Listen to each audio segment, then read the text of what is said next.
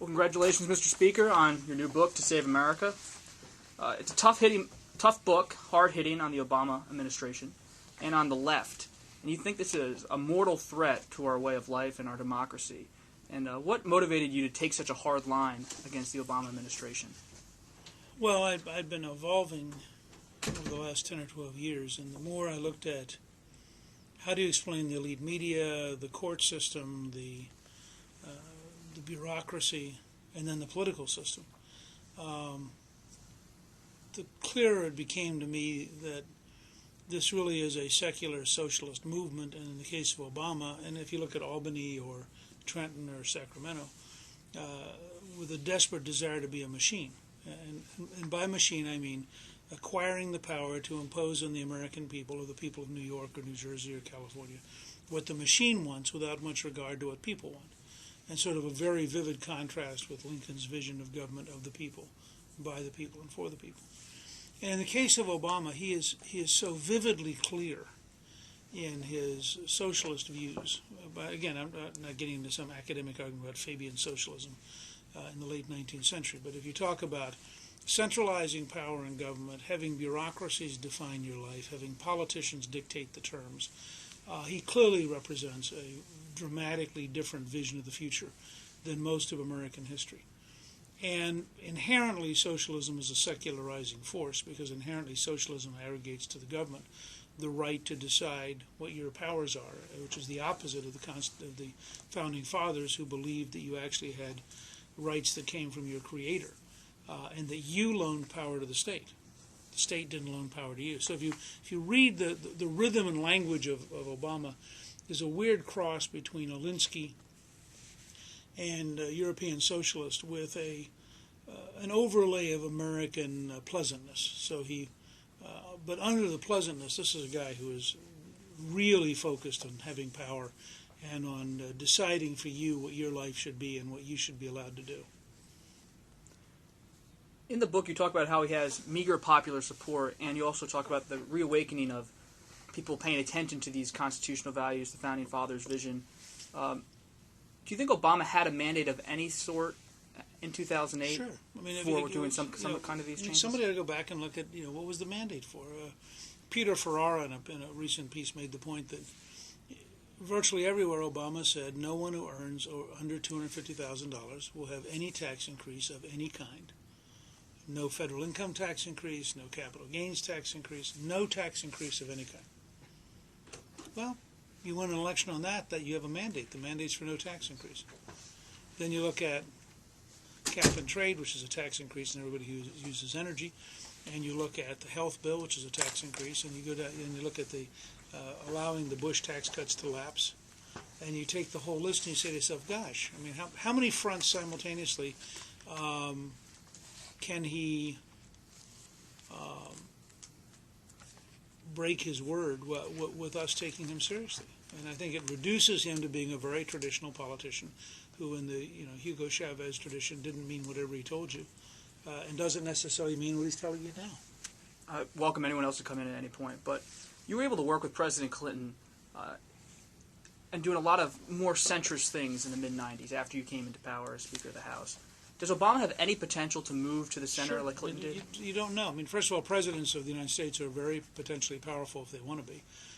Clinton spent an agonizing 6 or 7 months after the '94 election really coming to grips with the fact that he had gotten too far to the left and that the country was going to defeat him. And he had been defeated in 1980. And he really didn't like it. He lost in '74, but that was his first race. But then he got beaten for re-election. And so he was vividly aware that they can fire you. And there were a series of arguments in the White House in the summer of '95, and Clinton finally said to his liberal advisors, which started with Gore, if I do what you want me to, I'm going to get beat. I'll be a one-term president. So Clinton made a very wrenching shift to the center. I mean, if you go back and look, the difference between Clinton working with us and Clinton working with Foley and Gephardt and Mitchell is astonishing. And as a result, we got a lot of stuff signed, which he now cheerfully takes credit for, which is fine. I mean, it's a prerogative of the president. If the Republicans win this fall, Obama's going to face a similar challenge. And one of the, I think, challenges for the Republicans is to lay down a benchmark that they'll simply quit spending. I mean, all you have to do for Obamacare for the next 2 years is not fund it.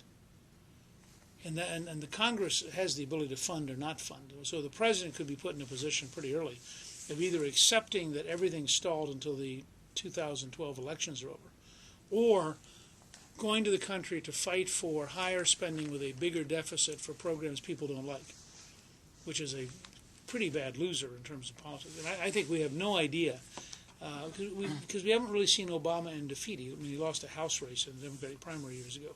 But you have no idea this guy has gone from victory to victory to victory.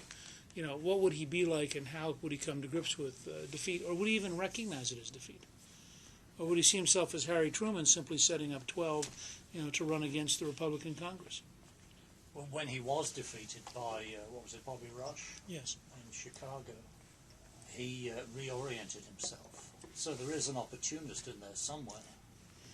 Or a very aggressively determined person. Yeah, this is the question, isn't it? When you bring up the parallel between 2010 and 1994, Clinton was a consummate opportunist. And Clinton had always argued for the Democratic Leadership Council.